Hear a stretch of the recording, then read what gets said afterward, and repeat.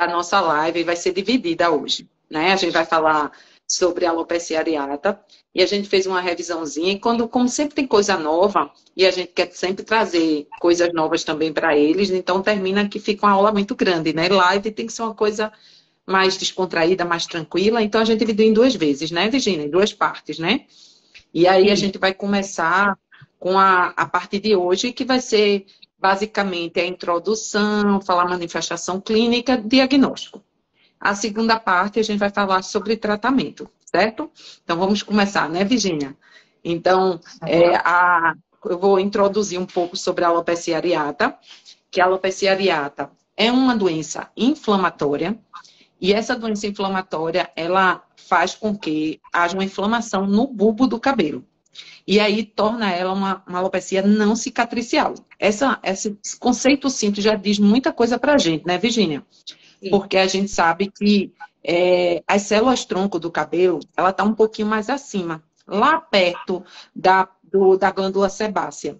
E o bulbo é onde há o início de tudo, né? Mas as células-tronco estão mais em cima. Então, essa inflamação é uma inflamação no bulbo, né? E por ser uma inflamação no bulbo, quando a gente bota para dormir de novo esse infiltrado, essa autoimunidade, a gente faz com que esse cabelo volte a crescer. Então, por isso que ela é não cicatricial, né?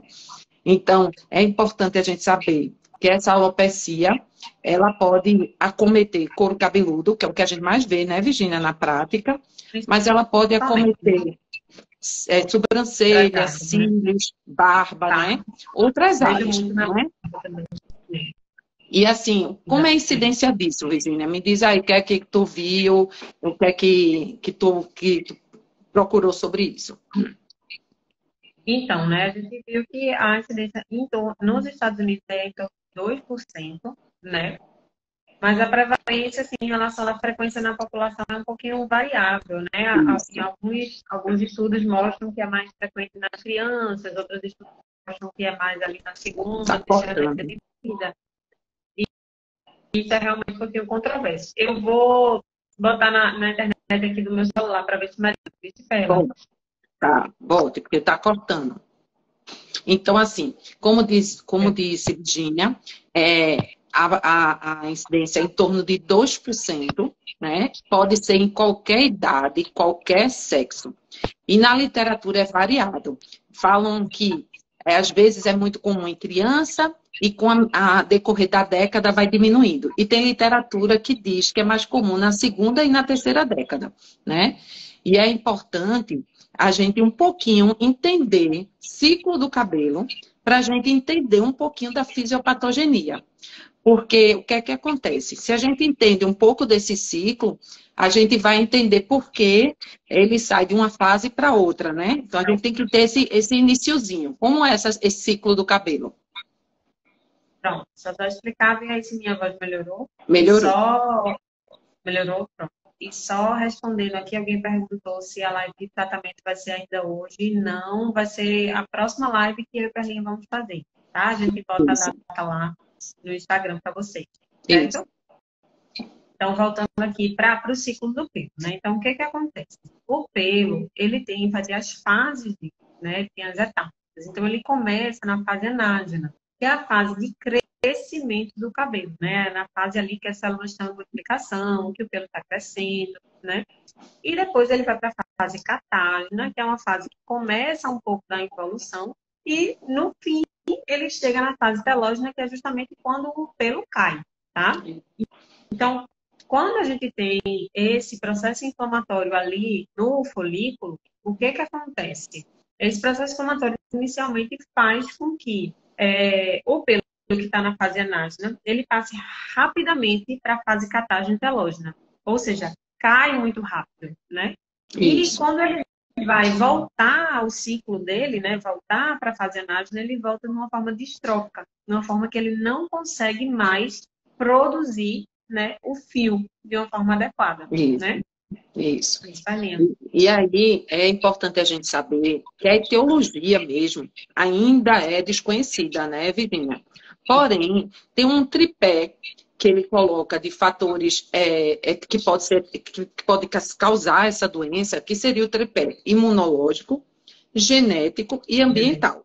Então, é importante a gente entender um pouquinho de cada, mas saber que ainda não se sabe o gatilho para isso acontecer. Mas já sabe que tem essas 3 alterações. O fator imunológico, vocês vão ouvir nesse termo, que é status imunológico privilegiado.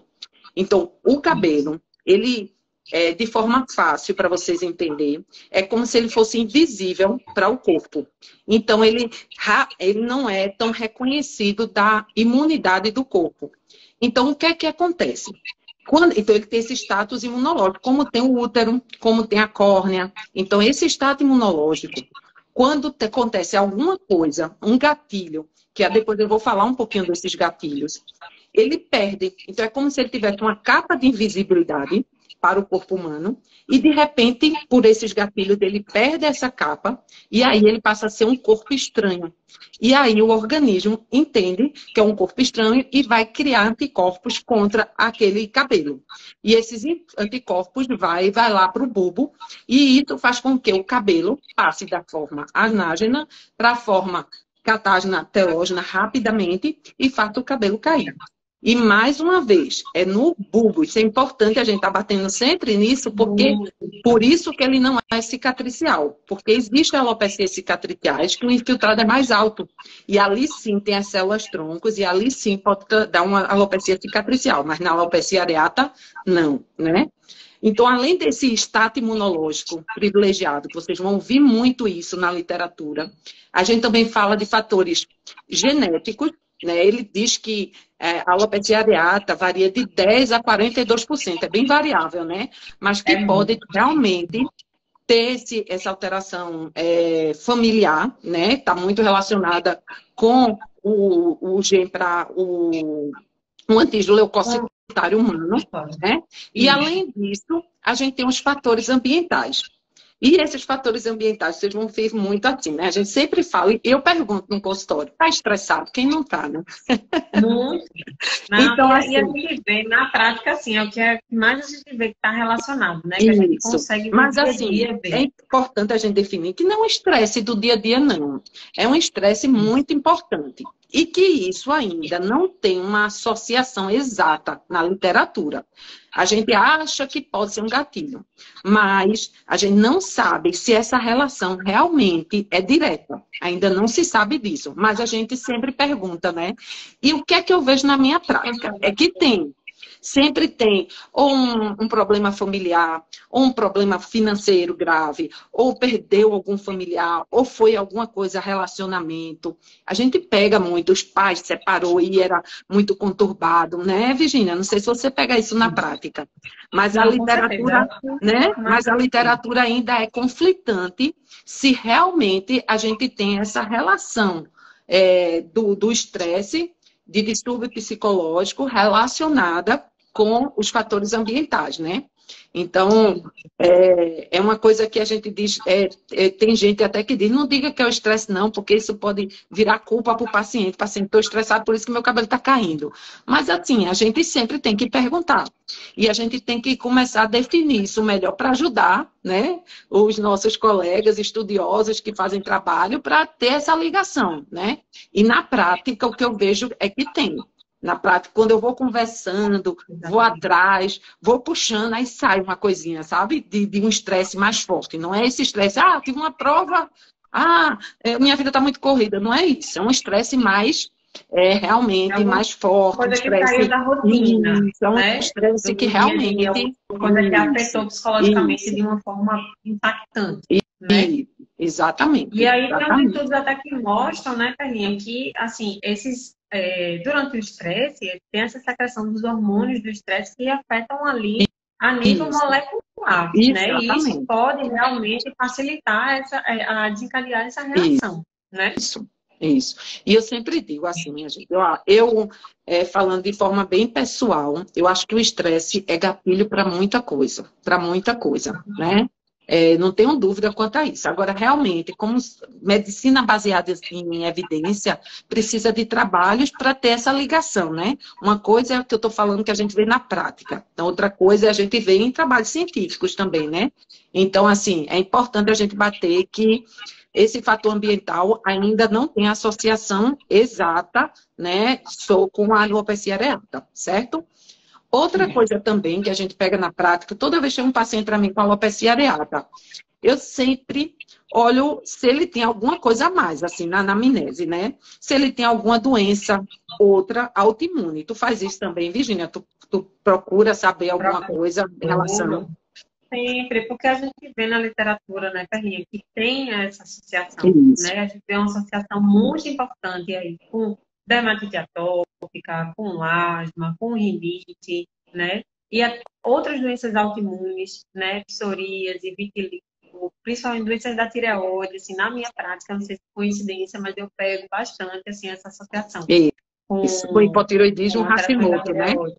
Eu também. Isso, exatamente. Isso. E Isso. aí, assim, é importante a gente realmente acompanhar, ver o paciente, né, perguntar e até também depois investigar quando fecha o diagnóstico, né, que a gente vai comentar alguns exames que a gente solicita, né, Perlinha?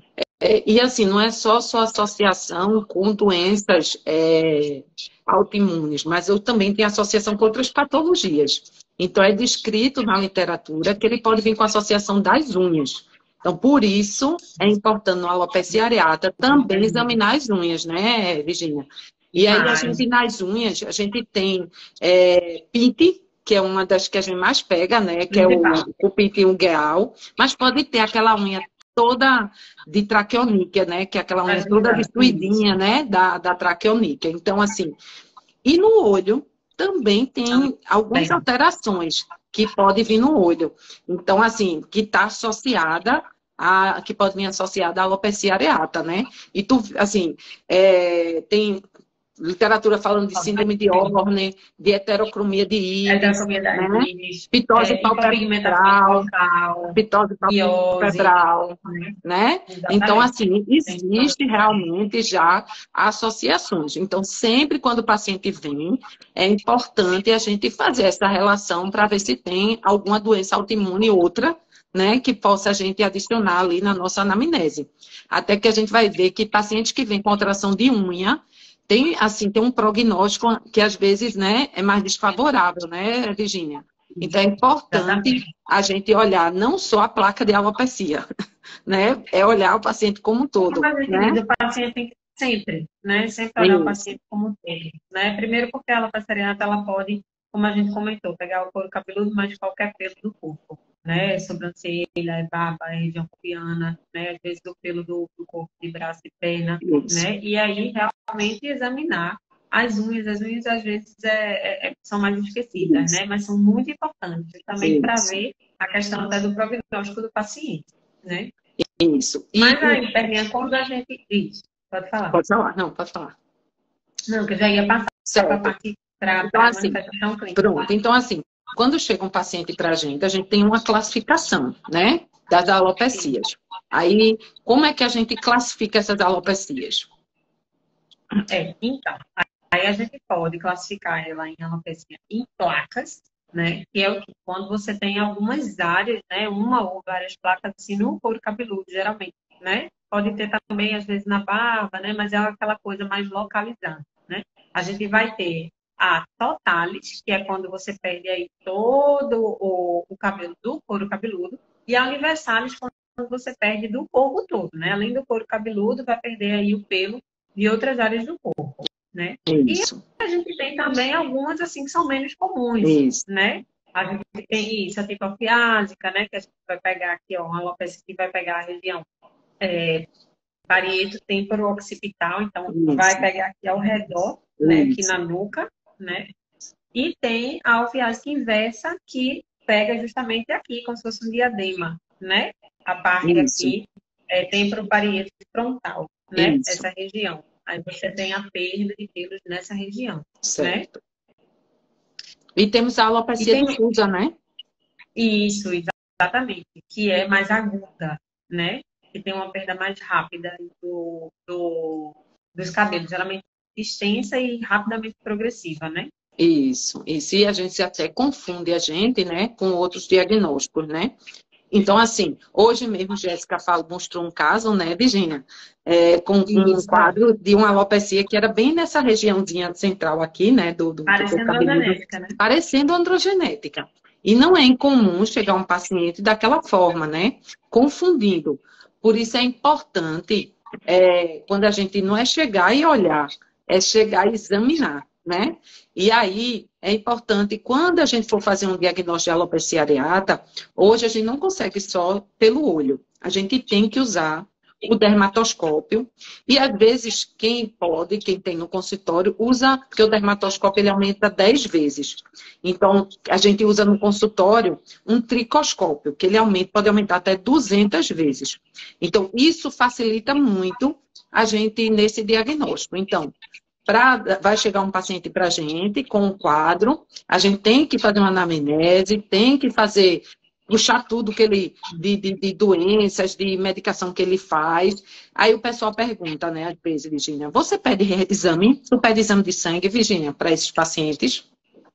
Geralmente peço. Geralmente eu peço justamente pela essa possibilidade. Tem algumas, por exemplo, a operação de unha, que a gente pode ver no exame físico, mas a gente tem essas outras associações com as doenças autoimunes, né? Então, assim, eu geralmente solicito, né, hemograma para ver se não tem alguma anemia, glicemia, o FAM para avaliar, né, as colagenoses, TSH, T4 livre, TPO, antiglobulina para ver as questões da tireoide, né?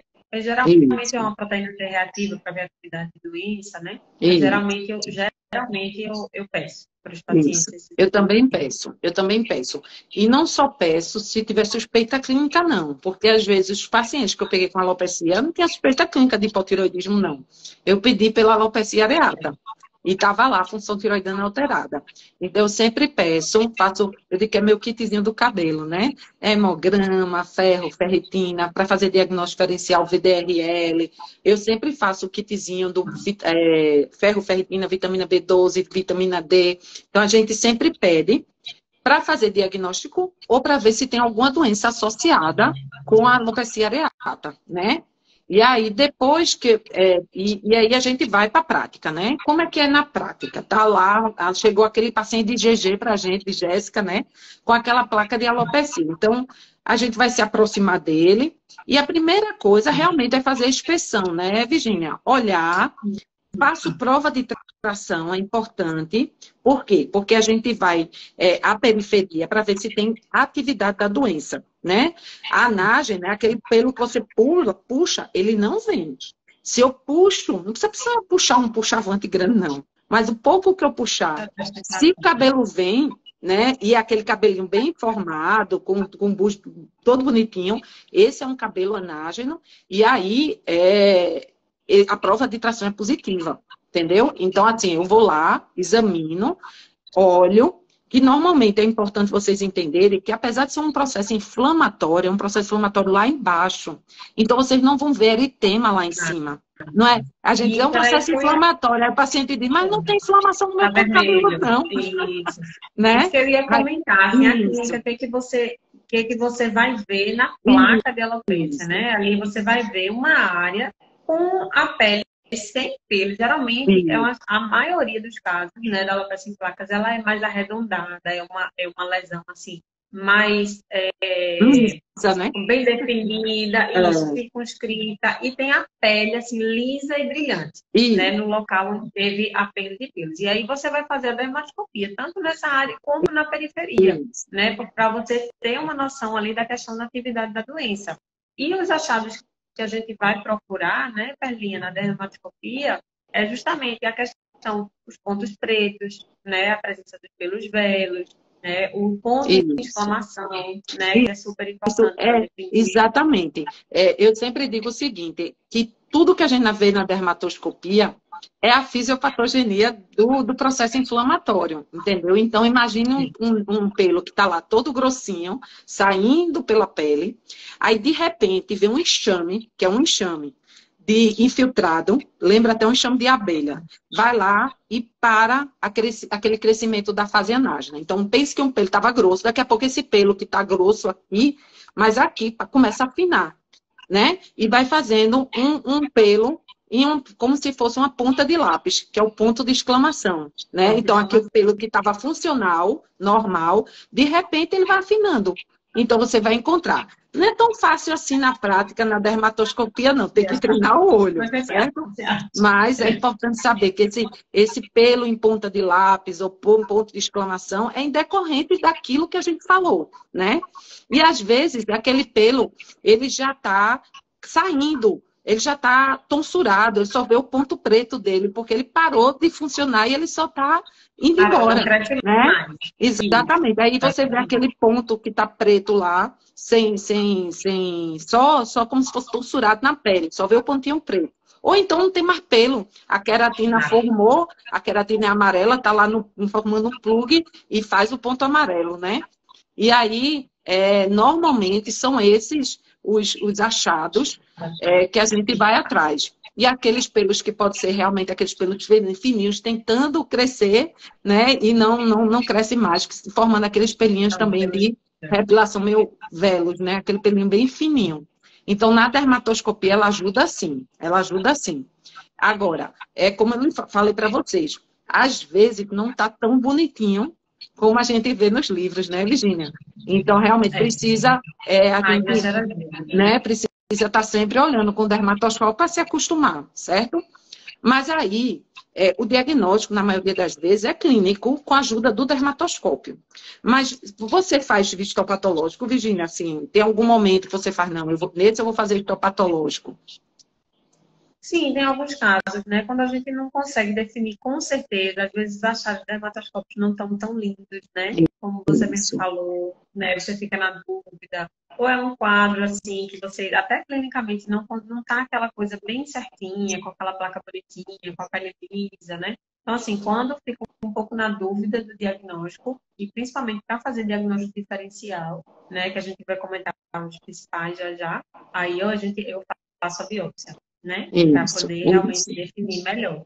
E aí, só antes da gente comentar o resultado, só comentar aqui com o pessoal da questão da biópsia, gente, é que, geralmente, quando a gente vai, né, fazer biópsia para definir alguma patologia capilar, é importante fazer 2 punches, né, Carlinha? 2, tá? Por quê? Porque o patologista, ele vai precisar examinar, né, a pele, tanto, né, fazendo um corte, né, vertical, porque ele vai examinar o folículo lá de cima até embaixo, como ele vai fazer um corte transversal. Não tem como fazer na mesma peça, né? Então, ele faz um corte transversal também para poder comparar, ver ali a densidade dos folículos, para ver ali qual é a fase que cada folículo tá e ver, né, qual é a alteração que ele tem, tá? Então, não esqueçam de fazer esses 2 pontos, tá? Quando suspeitarem de alguma patologia capilar. E aí, o que a gente encontra, Perlinha, aí o histopatológico? O histopatológico, acho que a gente, sempre falando aqui, já disse mais ou menos o que encontraria, né? Então, a gente tem uma fase aguda, que é aquela fase que o infiltrado, você vai encontrar um infiltrado inflamatório do tipo linfócitos, formando ao redor do bulbo. E parece um enxame de abelha. Parece aqueles enxames de abelha, quando a gente vê, né, no histopatológico. E isso pode ter extensão também nos queratinócitos, mas normalmente a gente vai encontrar esse bulbo bem infiltrado. Normalmente é isso. E aí a gente pode encontrar miniaturização, né? Começando, quando fizer o histopatológico, vai ver algumas fases já com pouca que é anágeno, a gente encontra muito cabelos anágenos na biópsia, normalmente, né? Então pode ser que haja já uma diminuição desses cabelos anágenos, né? Na biópsia. E a depender, se você está vendo numa fase crônica, você às vezes só vê pelos miniaturizados, você já não vê mais, né, o cabelo anágeno, né? Então, assim, vai depender muito. Isso, né? Exatamente. Então, vai depender muito que fase você está fazendo sua biópsia, entendeu? Mas, mais uma vez, a biópsia é exceção, não é a prática da gente. Nossa prática é dar o diagnóstico clínico e fazer o tratamento. Aí, raramente, um ou outro, tipo, uma alopecia difusa areata, é super difícil dar o diagnóstico, porque lembra muito eflúvio telógeno. Então, assim, raramente vai precisar realmente a gente entrar como se diz, histopatológico. Mas, basicamente, seria isso, né? Pois é, então, assim, para vocês verem que clinicamente a gente consegue fazer, clinicamente e com o dermatoscópio a gente consegue fazer diagnóstico diferencial da maioria das patologias, né? Uma das Isso, principais, né, Perla, que é diagnóstico diferencial é a tricotillomania, né? isso, Então, o que acontece? Que a tricotillomania, o paciente fica ali, ó, arrancando, arrancando, isso. arrancando, até realmente fazer uma placa de alopecia.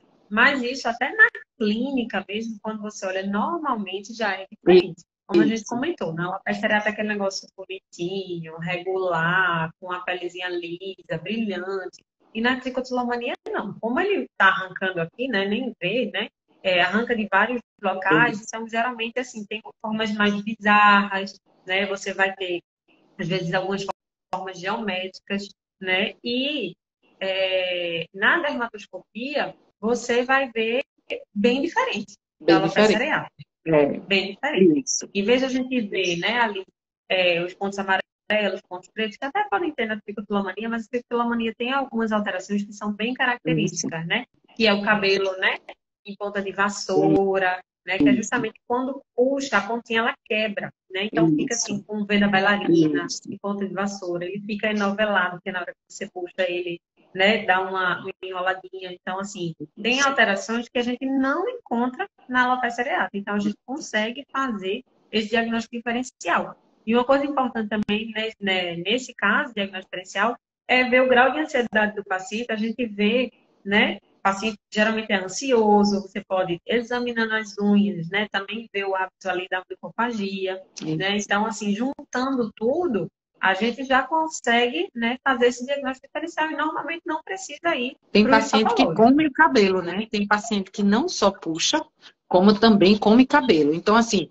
vai ter um aspecto emocional muito forte aí. Normalmente, a maioria dos pacientes que tem tricotillomania tem um grau de ansiedade patológico ou um distúrbio obsessivo compulsivo. Tem alguma coisa por trás. E na consulta, você já começa a notar alguma coisa, né? E Perceber. como disse Virginia, as lesões são mais bizarras, não são tão redondinhas, porque é de forma aleatória que ela puxa.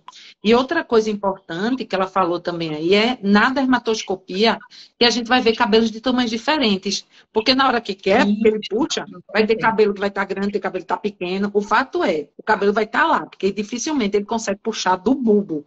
Que é uma dor danada, né? Para a gente tirar um cabelo que não tem infiltrado, que não está morto ali, né? É difícil. Então, normalmente, eles vão encontrar vários tamanhos de cabelos diferentes. Então, isso já nos ajuda também, né, Virginia? Com A ver certeza. isso melhor, né?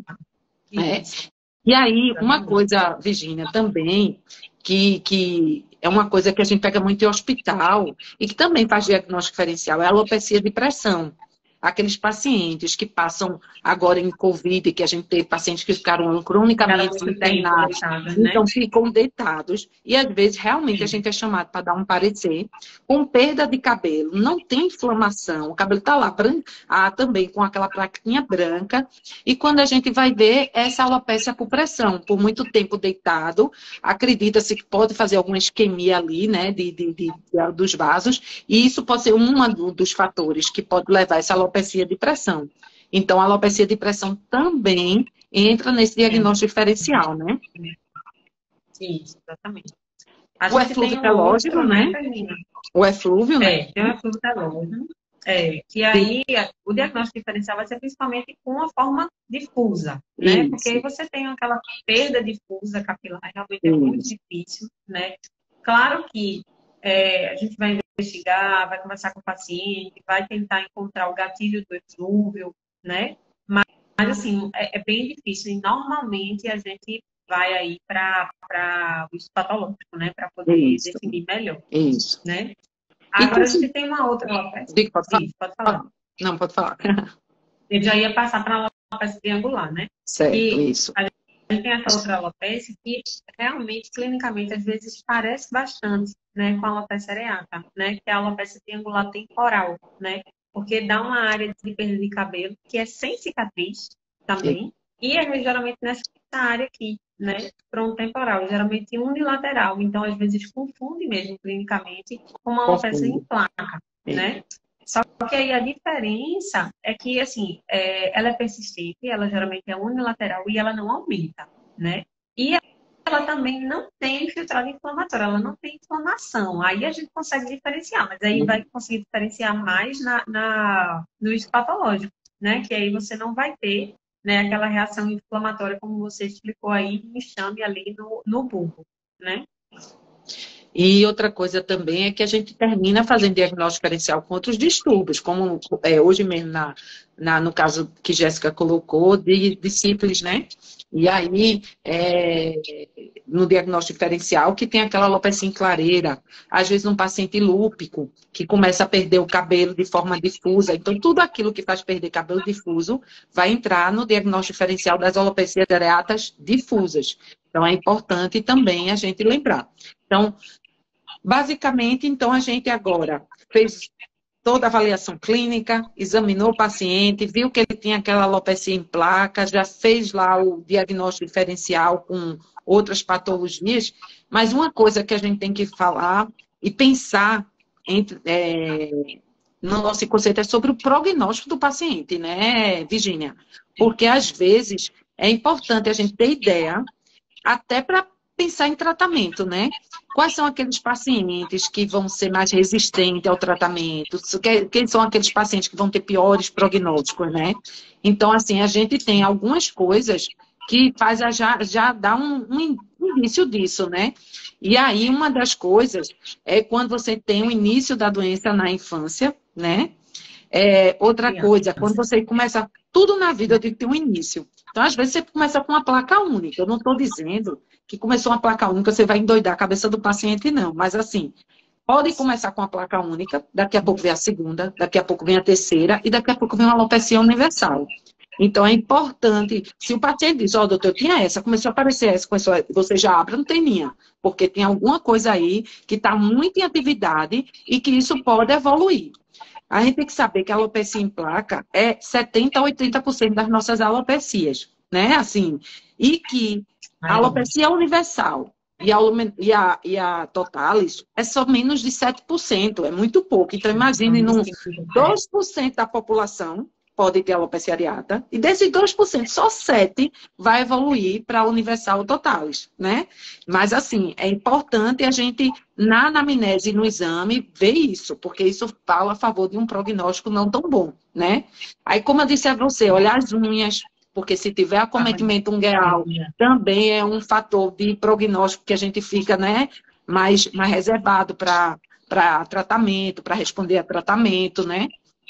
Isso. Se tem associação, né? Com a atopia, né? Por isso Isso. que questionar, procurar também a associação com a atopia está relacionada com um prognóstico um pouco desfavorável. Isso. Ou contra outras doenças autoimunes, principalmente as endócrinas, né? Que a gente comentou, que a gente vê com mais frequência na prática, né? Principalmente a atração da tireoide, né? A história familiar, né, Perlinha? História familiar e a alopecia areata também ali está relacionado com esse prognóstico mais reservado, vamos dizer assim, e a associação com algumas outras doenças genéticas, como principalmente a síndrome de Down, né? Aí Então, realmente, assim, são os tipos. Então, resumindo, chegou um paciente com alopecia em placa, se você notar que está aumentando ou que se está estendendo, fique de olho, tá? E aí, não deixe de examinar as unhas da alopecia areata, né? Eu acho que essas duas coisinhas, parece besteira, minha gente, mas isso na prática ajuda a gente bastante, entendeu? Então, é importante, com esses detalhezinhos que a gente está dando a vocês, da teoria com a prática, porque realmente faz a diferença, certo? E aí, existe, como a gente tinha falado, que tem critérios também que diz que aquela alopecia está em plena atividade, porque às vezes chega para a gente uma paciente com a placa, mas já está em repilação, porque a gente sabe que até 1 ano da doença, a maioria vai repilar, né? De forma espontânea, sem nossos medicamentos, né? A gente nem comentou, né, que quando dura mais de 1 ano, né, também é outro fator aí que de prognóstico, né? Exatamente. Então, toda vez que a gente examinar, a gente ver se essa alopecia está em atividade, ou está numa fase estável, ou está numa fase já de recuperação. Então, é importante, né? E aí... Isso, porque a maioria que a gente pega quando é placa, principalmente placa única, a maioria que chega já tem algumas áreas, assim, né, de repilação. Isso. Né? Você vê que é rápido, realmente, quando é única, né? A repilação é rápida. Exatamente. Sim, então, é importante a gente ver aquilo que a gente já falou na dermatoscopia hoje, né? Então, ver se tem ponto de exclamação, se tem ponto preto, né? Isso tudo é importante. Se tem esse ponto preto, se tem a haste distrófica, a haste fraturada, né? Então, é importante a gente ir fazer a prova da tração. Lembre que a prova da tração é positiva na fase ativa e na tricotillomania ele não tem prova de tração. A prova de tração é negativa. Então, isso também já ajuda a fazer esse diagnóstico diferencial, né, Virginia? Isso, exatamente. O teste de tração é super importante, né? E aí, sem fazer, a gente geralmente faz ali na parte mais da borda da lesão, né? Isso. Porque é onde tem mais você tem uma maior atividade inflamatória. E tem pelo para puxar, né? Ou também. então você faz... Não, exatamente. E, assim, às vezes você vê algumas áreas que tá com aquele sinal inflamatório, né? Dermatoscópico, né? Com esse ponto de exclamação, com ponto preto. Então, assim, se tiver algum pelo que dê para puxar nessa região também, né? Provavelmente vai ter ali um teste de tração positivo. Por quê? Porque também na tricotillomania você pode ter, né? O ponto preto, né? Pode ter o ponto de exclamação símile, né? Tem as outras alterações que a gente já comentou, né? O veda bailarina, né? O cabelo novelado, né? Mas vai que você vê uma área que só tem esses sinais que estão ali nas duas, né? Você pode tentar naquela região fazer o teste de tração, que no caso da alopecia areata vai dar positivo e da tricotillomania vai dar negativo, né? Porque a gente não tem a reação inflamatória ali no bulbo, né? Na tricotillomania, né? Certo. Então, assim, basicamente, então, hoje, a gente quer dar essa introdução para vocês, porque, assim, vai vir a segunda live, né? E essa segunda live vai ser sobre tratamento, né? E aí, a gente vai falar do tópico ao injetável, ao oral, né? A gente vai falar até de medicamentos novos que estão sendo feitos aí com bastante sucesso, né? E que já pode ser realidade para nós aqui no Brasil. Então, assim, a gente vai falar um pouquinho de cada um. Claro que não dá, né? É uma live, não vai dar para a gente entrar tanto na... Mas vai dar para falar muita coisa boa, né, Virginia? Muita coisa nova aí que vem. E detalhes, assim, que às vezes vocês precisam saber um pouquinho para poder praticar, né, nos pacientes e aprender melhor. Deixa eu ver se eu vejo aqui. Alguém quer fazer alguma pergunta? Deixa eu ver aqui se tinha... Deixa eu ver se tem alguma perguntinha aqui.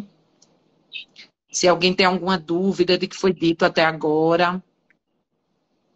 Para tu, sai alguma coisa aí, Virginia? Só eu vejo, né, aqui? Não apareceu não. Alguém perguntou alguma coisa de exame. Eu tinha visto, mas eu não consegui entender a pergunta. Por isso que eu não respondi. Era exame de ILT, não me lembro. Se alguém quiser fazer uma pergunta, a gente pode tirar. A hora é essa, de tirar dúvida, né? E se alguém a pessoa que perguntou do exame tiver aí ainda, faz a pergunta novamente, por favor. Isso, para a gente poder... Qual vai ser o dia da próxima live? Daqui a 3 semanas, né, Bela? Isso, daqui a 3 semanas. Daqui a 3 semanas. E vai ser muito legal. Ela vai ter muita informação para vocês importante. Então, não deixem de assistir, né? A parte 2 da live da alopecia areata. Alguém mais com alguma dúvida? Qualquer coisa, depois, se também pode perguntar, né? Às vezes, na correria do dia a dia, a gente sabe que é difícil parar para assistir a live, mas depois, com calma, se quiser tirar alguma dúvida, também a gente está disponível, né? Isso, a live fica salva lá no feed, tá, gente? Então, no feed do Dermatopages, então, qualquer coisa, quem estiver assistindo aí depois também pode, aí nos comentários, colocar alguma dúvida que tiver, que a gente vai responder. Isso. Então, eu acho que hoje, né, Virginia, foi isso. A gente só fez a introdução, falou das manifestações, né? Falou do prognóstico, falou dos critérios de atividades, critérios de prognósticos ruins para a alopecia areata. E é importante vocês dar uma estudada, porque tem muita coisa aí sendo falada. A gente deu uma resumida boa, mas mesmo assim ainda tem muita coisa, né? Então, mas com essa base, né, que a gente queria dar para vocês, já vai dar para entender assim a questão do tratamento, né? Porque assim, para tratar você tem que entender, né, a patogênese, o que vai estar funcionando, né, o que causa a doença, que medicação, o que a medicação atua, né? E aí a gente vai comentar como a medicação é usada, né, e prescrita e tudo mais. E só lembrar, assim, só para dar um spoiler, sabendo que a gente vai ter que botar esse infiltrado para dormir. Então, a gente vai imunossuprimir local ou sistemicamente esse paciente, né? Então, já dando spoiler que vai ser assim, né? Então, a gente deixa para a próxima. Foi um prazer, viu? Obrigada, Rita. Tchau, tchau. Tchau, tchau, gente.